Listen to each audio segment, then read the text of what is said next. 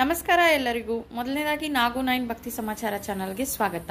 ಇವತ್ತಿನ ಸಂಚಿಕೆಯಲ್ಲಿ ಮನಿ ಮೋಟಿವೇಶನ್ ವಿಡಿಯೋದಲ್ಲಿ ನಾನು ನಿಮ್ಮೊಂದಿಗೆ ಏನು ವಿಷಯನ ಚರ್ಚೆ ಮಾಡ್ತಿದ್ದೀನಿ ಅಂದರೆ, ಅಫಿರ್ಮೇಷನ್ ಮಾಡ್ತೀವಿ ಅಂದರೆ ಹಣ ಸಂಪಾದನೆ ಜಾಸ್ತಿ ಮಾಡಬೇಕು, ನಮಗೆ ಹಣ ಯಥೇಚ್ಛವಾಗಿ ಬರಬೇಕು, ನಮಗೆ ಬೇಕಾಗಿರೋದಕ್ಕೆಲ್ಲ ಆನ್ ಟೈಮಲ್ಲಿ ಹಣ ಬೇಕು ಅಲ್ವಾ.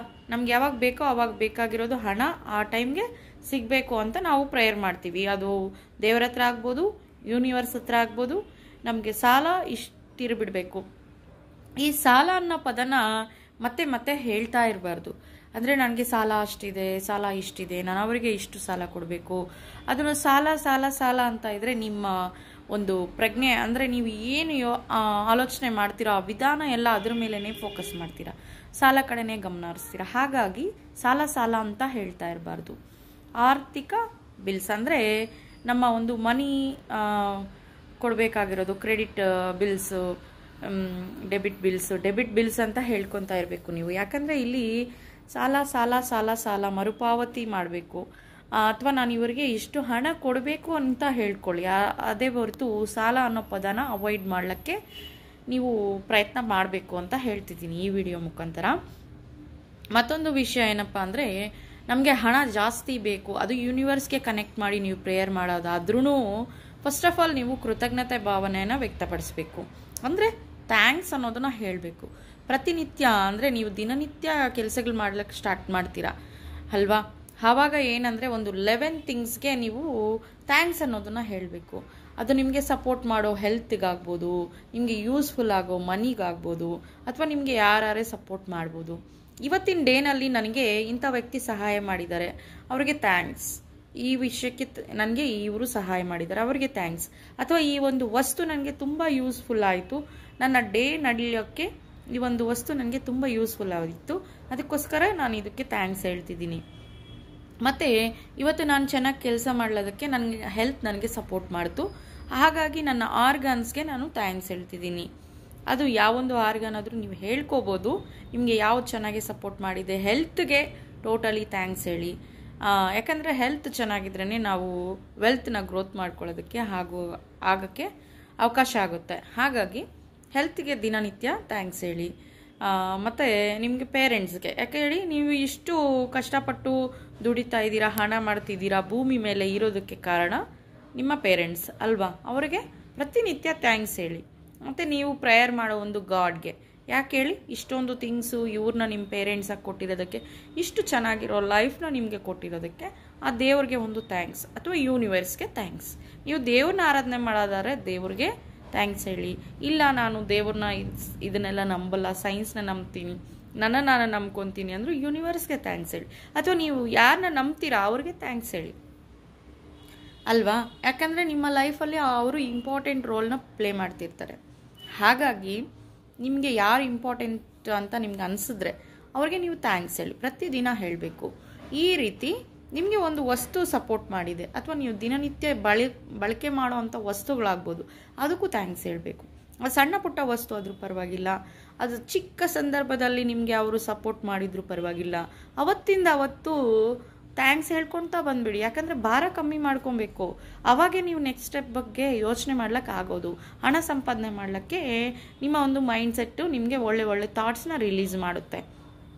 ಇದನ್ನೆಲ್ಲ ನೀವು ಮನಸ್ಸಲ್ಲೇ ಇಟ್ಕೊಂಡು ಅಪ್ಪ ಇಂಥವ್ರು ನನಗಂಥ ಟೈಮಲ್ಲಿ ಸಪೋರ್ಟ್ ಮಾಡಿದ್ರು ಅದು ಸಹ ಭಾರ ಆಗೋಗುತ್ತೆ.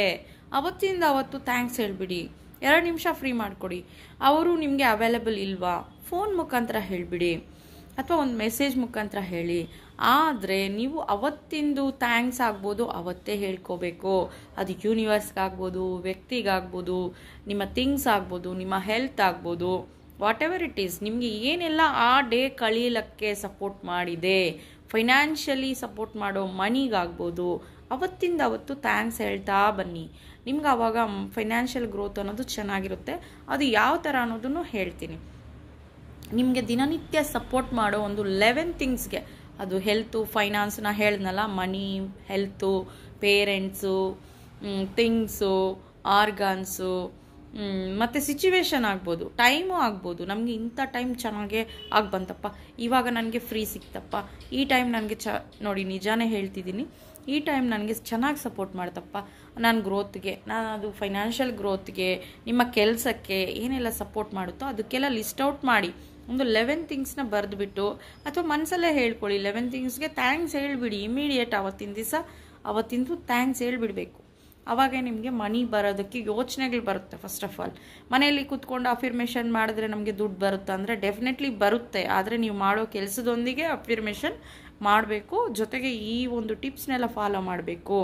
ಅವತ್ತಿಂದ ಅವತ್ತು ತೀರಿಸ್ಕೊಬೇಕು. ಯಾಕಂದರೆ ನಮಗೆ ಇರೋ ಲೈಫು ಅಚ್ಚುಕಟ್ಟಾಗಿ ನಾವು ಪ್ಲ್ಯಾನ್ ಮಾಡ್ಕೊಬೇಕಂದ್ರೆ ಅದು ಥ್ಯಾಂಕ್ಸ್ ಆಗ್ಬೋದು, ನೀವು ಯಾರನ್ನಾರೇ ಹರ್ಟ್ ಮಾಡಿರ್ಬೋದು, ಅವತ್ತೇ ಸಾರಿ ಕೇಳಿ, ಇಲ್ಲ ಥ್ಯಾಂಕ್ಸ್ ಹೇಳಬೇಕು. ಹೆಲ್ಪ್ ಮಾಡಿದ್ದಾರೆ ಅವ್ರಿಗೆ ಅವತ್ತೇ ಥ್ಯಾಂಕ್ಸ್ ಹೇಳ್ಬಿಡಿ. ಯಾಕಂದರೆ ಅದು ಬರ್ಡನ್ ಮಾಡ್ಕೊಂಡು ಹೋಗ್ತಾ ಇದ್ದರೆ ನಿಮ್ಮ ಫೈನಾನ್ಷಿಯಲ್ ವೇಸ್ಗೂ ಅದು ಅಡ್ಡಿ ಆಗುತ್ತೆ, ಡಿಸ್ಟರ್ಬ್ ಆಗುತ್ತೆ.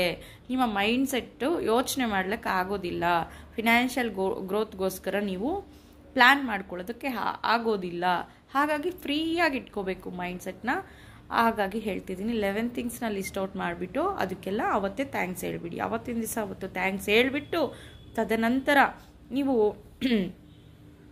ಒಳ್ಳೆ ನಂಬರ್ಸ್ ಹೇಳಿದ್ದೀನಲ್ವ, ಅದನ್ನು ಹೇಳ್ಕೊಳ್ಬೇಕಾದ್ರೆ ಅಫಿರ್ಮೇಷನ್ ಮಾಡ್ಕೋಬೋದು. ಯೂನಿವರ್ಸ್ಗೆ ನನಗಿಷ್ಟು ದುಡ್ಡು ಕೊಟ್ಟಿದ್ದಕ್ಕೆ ಥ್ಯಾಂಕ್ಸ್. ಏನೇ ಒಂದು ನಾ ಹೇಳಿದ್ನಲ್ಲ, ವಿಜುವಲೈಸೇಷನ್ ಮಾಡ್ಕೊಬೇಕು. ನಡೆದಿದೆ ನಮ್ಮ ಜೀವನದಲ್ಲಿ, ಇಷ್ಟು ದುಡ್ಡು ಬಂದಿದೆ ಅನ್ನೋ ಥರ ವಿಜುವಲೈಸೇಷನ್ ಮಾಡಿಕೊಂಡು ಥ್ಯಾಂಕ್ಸ್ ಹೇಳಬೇಕು ಯೂನಿವರ್ಸ್ಗೆ. ಆಮೇಲೆ ಇನ್ನೊಂದು ಏನಪ್ಪ ಅಂದರೆ, ಈಗ 11 ಥಿಂಗ್ಸ್ ನೀವು ಥ್ಯಾಂಕ್ಸ್ ಹೇಳೋದನ್ನ ಲಿಸ್ಟ್ ಔಟ್ ಮಾಡಿ ಬರೀದು ಥ್ಯಾಂಕ್ಸ್ ಹೇಳಿ ಅಂತ ಹೇಳೋದಲ್ಲ. ಮತ್ತೊಂದು ಏನು ಹೇಳಬೇಕಂದ್ರೆ, ನಿಮಗೆ ಒಳ್ಳೆ ದುಡ್ಡು ಸಿಕ್ಕಿ ಅಂದರೆ ನೀವು ಯಾವ ರೀತಿ ಬಾಳಬೇಕು, ಇಷ್ಟು ದುಡ್ಡು ನನ್ನ ಹತ್ರ ಇದ್ದರೆ ನಾನು ಏನೇನು ಮಾಡಬಲ್ಲೆ, ನಾನು ಎಷ್ಟು ಖುಷಿಯಾಗಿದ್ದೀನಿ ಅನ್ನೋದನ್ನು ಸಹ ಒಂದು ಲಿಸ್ಟ್ ಔಟ್ ಮಾಡಿ ಪಾಸಿಟಿವ್ ಮೈಂಡ್ ಸೆಟ್ ಆಗಿ. ಅದೂ ಹಂಗೆ ಮಾಡೋದ್ರಿಂದ ಏನಾಗುತ್ತೆ ಅಂದರೆ ರಿಲ್ಯಾಕ್ಸ್ ಆಗುತ್ತೆ ನಿಮ್ಮ ಮನಸ್ಸು. ಅದು ಸಿಕ್ಕಿರೋ ಫೀಲ್ ಹೆಂಗಿರುತ್ತೆ ಆ ರೀತಿ ವ್ಯಕ್ತಪಡಿಸ್ಬೇಕು. ಆವಾಗ ಏನಾಗುತ್ತೆ, ನಿಮ್ಮ ಮನಸ್ಸು ನನ್ನ ಹತ್ರ ಹಣ ಇದೆ ಅನ್ನೋ ಫೀಲಲ್ಲಿ ಇರ್ತದೆ. ಅದು ಬಂದಾಗ ನಾನು ಎಷ್ಟು ಚೆನ್ನಾಗಿರ್ತೀನಿ, ಯಾವ ರೀತಿ ಆ್ಯಕ್ಟಿವ್ ಆಗಿರ್ತೀನಿ ಅನ್ನೋದ್ರ ಬಗ್ಗೆ ಯೋಚನೆ ಮಾಡುತ್ತೆ ಅಲ್ವಾ. ಏನೇನು ಮಾಡಬಲ್ರಿ ಅನ್ನೋದು ಪಾಸಿಟಿವ್ ಆಗೆಲ್ಲ ಅದನ್ನು ಲಿಸ್ಟ್ ಔಟ್ ಮಾಡಿ. ಅದನ್ನು ಒಂದು ಇಮ್ಯಾಜಿನ್ ಮಾಡ್ಕೊಬೇಕು, ವಿಜುವಲೈಸೇಷನ್ ಮಾಡಬೇಕು. ಅದೆಲ್ಲ ನಿಮಗೆ ಸಿಕ್ಕಿದೆ. ಆ ಥಿಂಗ್ಸ್ ಆಗ್ಬೋದು, ಆ ಹಣ ಆಗ್ಬೋದು, ಒಂದು ವಸ್ತು ಆಗ್ಬೋದು, ಏನು ನೀವು ಬಯಸಿರ್ತೀರೋ ಅದೆಲ್ಲ ನಿಮಗೆ ಸಿಕ್ಕದಂಗೆ ನೀವು ವಿಜುವಲೈಸೇಷನ್ ಮಾಡಿಕೊಂಡಾಗ ನಿಮಗೆ ಒಳ್ಳೆ ಪಾಸಿಟಿವ್ ಎನರ್ಜಿ ಅನ್ನೋದು ರಿಲೀಸ್ ಆಗುತ್ತೆ. ಎಕ್ಸಾಂಪಲ್ಗೆ ನನಗೆ ಹೆಲ್ತ್ ಅಪ್ಸೆಟ್ ಆಗಿದೆ ಅಂದರೆ ನೀವು ಮತ್ತೆ ಪೇಷಂಟೇ ಆಗ್ತೀರಾ. ನಾನೇನಿಲ್ಲ, ನನ್ನ ವಿಲ್ ಪವರ್ ಚೆನ್ನಾಗಿದೆ, ನನ್ನ ಆರೋಗ್ಯ ಚೆನ್ನಾಗಿದೆ ಹೇಳ್ಕೊಳ್ಳಿ, ನನಗೇನೂ ಆಗಿಲ್ಲ, ಐ ಆಮ್ ಫೈನ್ ಅಂತ ಹೇಳ್ಕೊಳ್ಳಿ. ನೀವು ಅವತ್ತೆಲ್ಲ ಚೆನ್ನಾಗೇ ಇರ್ತೀರ. ಇಲ್ಲಪ್ಪ ಇವತ್ತು ಯಾಕೋ ನನಗೆ ಸುಸ್ತಿದೆ, ವೀಕ್ ಇದ್ದೀನಿ, ಅದು ಇದು ಅಂದರೆ ಹಾಗೇ ಇರುತ್ತೆ, ಡೇ ಎಲ್ಲ ಹಾಗೇ ಇರುತ್ತೆ. ಹಾಗಾಗಿ ನಾನು ಚೆನ್ನಾಗಿದ್ದೀನಿ, ನಾನು ಹೆಲ್ತ್ ಚೆನ್ನಾಗಿದೆ, ನಾನು ಚೆನ್ನಾಗಿ ಕೆಲಸ ಮಾಡ್ತಿದ್ದೀನಿ, ಇದಕ್ಕೆಲ್ಲ ಸಪೋರ್ಟ್ ಮಾಡ್ತಾ ಇರೋದಕ್ಕೆ thank you universe. Thank you ಹೇಳೋದಂತೂ ಮರೆಯೋಕ್ಕೆ ಹೋಗಬಾರ್ದು ನೀವು. ಅದು ನಿಮ್ಮ ಪೇರೆಂಟ್ಸ್ಗಾಗ್ಬೋದು, ಯೂನಿವರ್ಸ್ಗಾಗ್ಬೋದು, ನೀವು ಇಷ್ಟಪಟ್ಟು ಪೂಜೆ ಮಾಡೋ ಒಂದು ದೇವ್ರಿಗಾಗ್ಬೋದು, ಅವತ್ತಿನ ದಿವಸ ಅವತ್ತೇ ಥ್ಯಾಂಕ್ಸ್ ಹೇಳಿ. ಈ ಥರ ಒಂದು ಸಣ್ಣ ಬದಲಾವಣೆಗಳು ಮಾಡ್ಕೊಂಡು ಬರ್ತಾ ಇದ್ದರೆ ನಿಮ್ಮ ಫೈನಾನ್ಷಿಯಲ್ ಗ್ರೋತ್ ಅನ್ನೋದು ಚೆನ್ನಾಗಿರುತ್ತೆ. ಇದು ಇವತ್ತಿನ ವಿಡಿಯೋನಲ್ಲಿ ನಾನು ನಿಮ್ಮ ಮುಂದೆ ತರಬೇಕಂತಿದ್ದೆ. ಹಾಗಾಗಿ ಲಿಸ್ಟ್ ಔಟ್ ಮಾಡಿ ಥ್ಯಾಂಕ್ಸ್. ಎಷ್ಟು ಥಿಂಗ್ಸ್ಗೆ 11 ಥಿಂಗ್ಸ್ಗೆ ಲಿಸ್ಟ್ ಔಟ್ ಮಾಡಿ ಪ್ರತಿದಿನ ಮಾಡಬೇಕಿದು. ಬರ್ಕೋಬೋದು ಅಥವಾ ಹಾಗೆ ನೆನ್ಪಿಟ್ಕೊಂಡು ಮಾಡಬೇಕು. ಮತ್ತು ಒಳ್ಳೆಯದಾಗಿ ಏನೋ ನಿಮಗೆ ಹಣ ಯಥೇಚ್ಛವಾಗಿ ಸಿಕ್ಕಿರುತ್ತೆ, ನಿಮ್ಗೆ ಎಷ್ಟು ಬೇಕೋ ಅಷ್ಟು ಸಿಕ್ಕಿರುತ್ತೆ. ಅದನ್ನು ಯಾವುದಕ್ಕೆ ಬಳಕೆ ಮಾಡಿದ್ದೀರಾ, ಏನು ತೊಗೊಂಡಿದ್ದೀರಾ, ಅದರಲ್ಲಿ ನೀವು ಯಾವ ಥರ ಟ್ರಾವೆಲ್ ಮಾಡ್ತಿದ್ದೀರಾ ಅನ್ನೋದನ್ನು ಬರ್ಕೊಬೇಕು. ಆ ಎಕ್ಸ್ಪೀರಿಯೆನ್ಸ್ನ ಫೀಲ್ ಆಗಬೇಕು.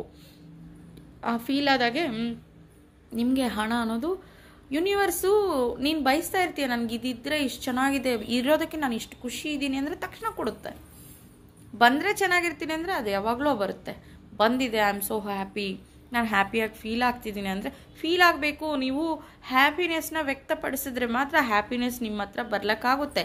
ಸ್ಯಾಡ್ನೆಸ್ನ ವ್ಯಕ್ತಪಡಿಸಿದ್ರೆ ಮತ್ತೆ ಸ್ಯಾಡೇ ಬರುತ್ತೆ. ಅದಕ್ಕೆ ಹೇಳ್ತಿದ್ದೀನಿ, ಸಾಲ ಅನ್ನೋ ವರ್ಡ್ನ ಕಮ್ಮಿ ಮಾಡಬೇಕು.